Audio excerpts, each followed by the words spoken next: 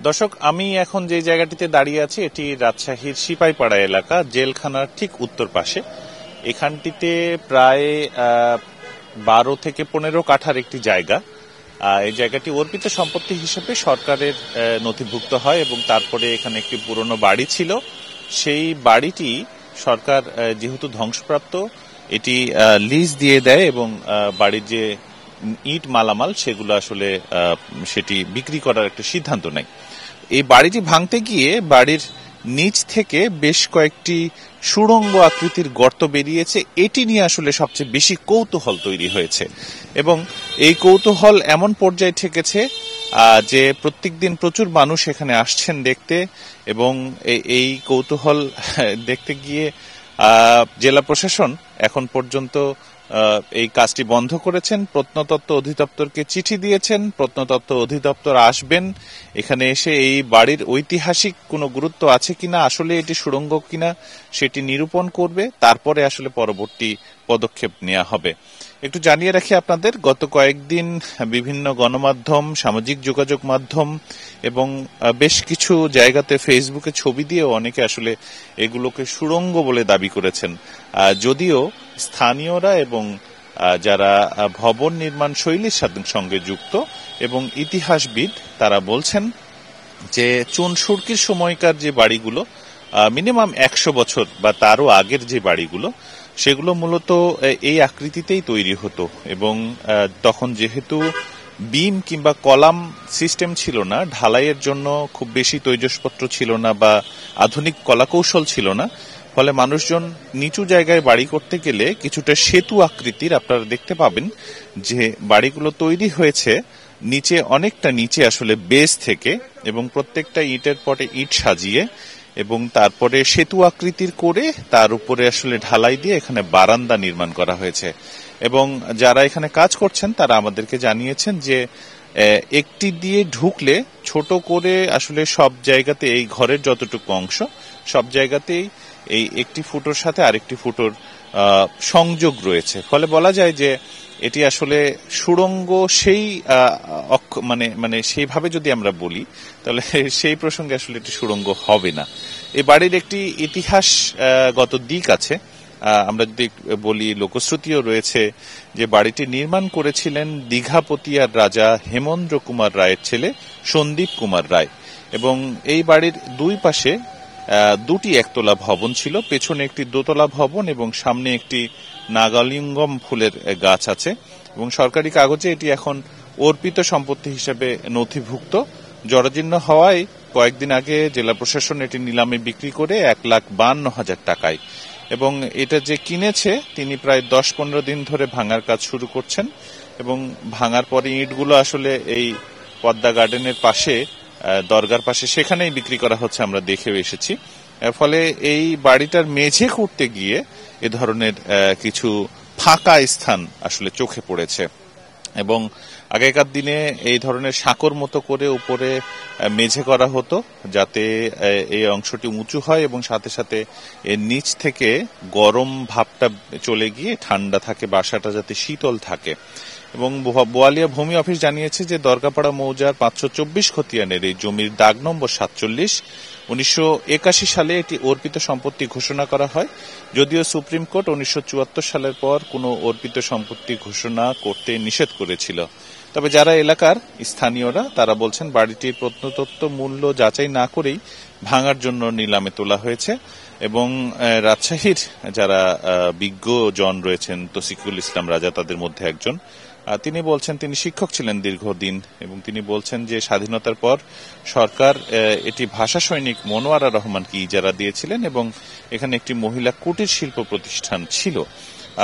মনোয়ারা রহমান যখন মারা যান প্রায় বছর 15-17 আগে, তারপরে আসলে এটি পরিত্যক্ত অবস্থায় ছিল।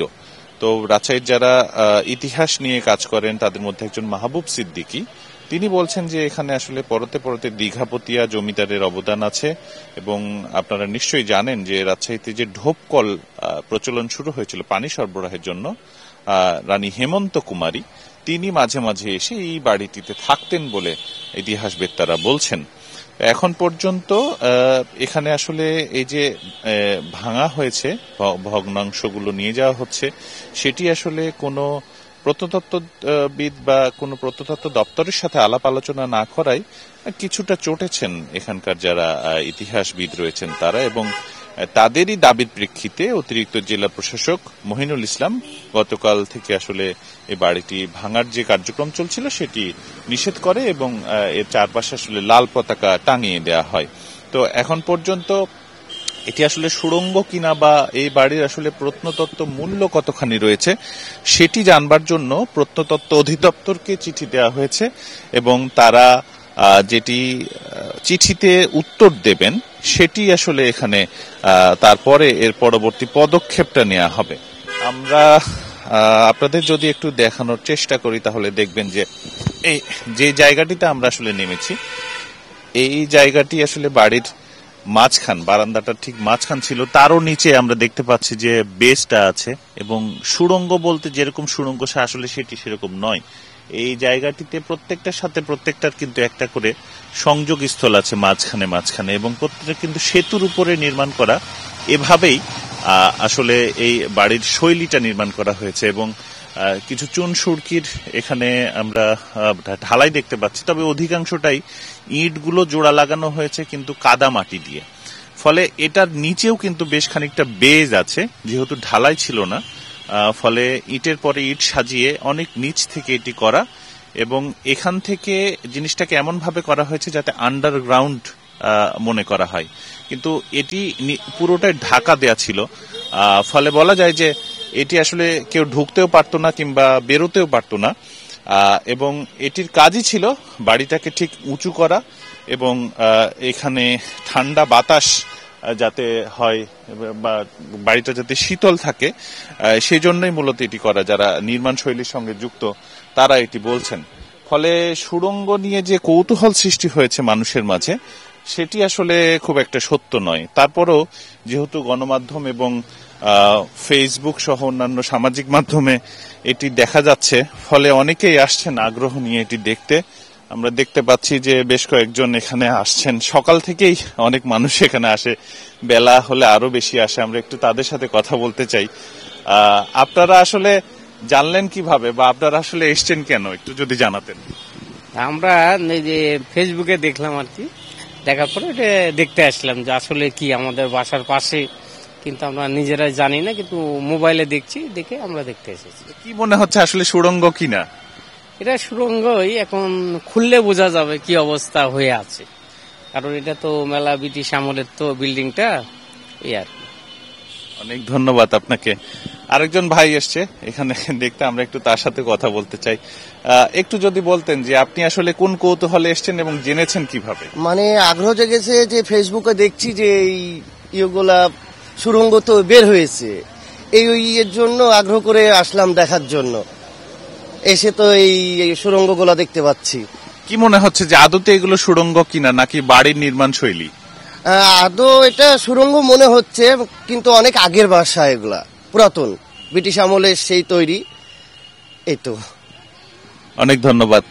দর্শনার্থী বেশ খানিকটা বেড়েছে, এবং যেই এদিক দিয়ে যাচ্ছেন, যেভাবেই হোক সংবাদপত্র কিংবা গণমাধ্যম কিংবা ফেসবুক, ইউটিউব দেখে তারা সকলেই কিন্তু এখানে আসছেন, ভিড় জমাচ্ছেন এবং জানার চেষ্টা করছেন যে আসলে যতটা দেখেছেন ততটা আসলে সত্য কিনা।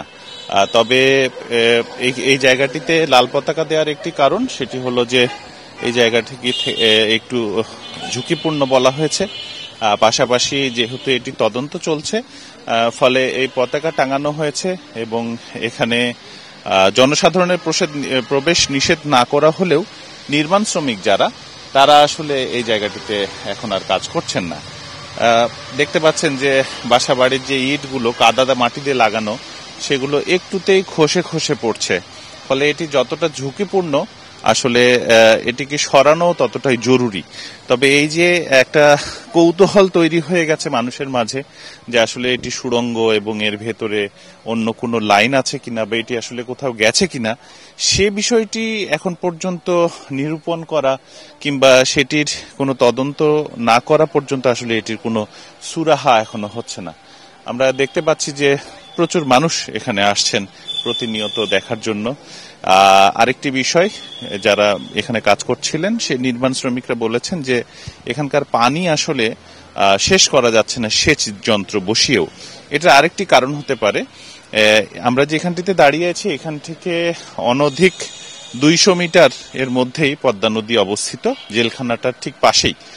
ফলে এখানে নদীর যে সমতল বা নদীর যে অবস্থান সেটি কিন্তু খুব কাছে, এবং এই বাড়িটি যত নিচের দিকে যাওয়া যাচ্ছে ফলে এই জায়গাটিতে পানি ওঠার একটা সম্ভাবনা থেকেই যাচ্ছে, এবং এই পানিটা নদীর কারণেই এখানে এসে জমা হচ্ছে বলেও যারা নির্মাণ শ্রমিক তারা বলছেন। ফলে এই জায়গাটিতে সুড়ঙ্গ নিয়ে যে কৌতূহল কিংবা সুড়ঙ্গ নিয়ে যে রহস্য তৈরি হয়েছে সেটি আসলে তেমন কিছুই নয় বলে কিন্তু অভিহিত করছেন নির্মাণ শ্রমিক এবং যারা এর সাথে যুক্ত, এবং পাশাপাশি যারা বাড়ি তৈরির সাথে যুক্ত থাকেন কিংবা যারা এটির বিশেষজ্ঞ তারা।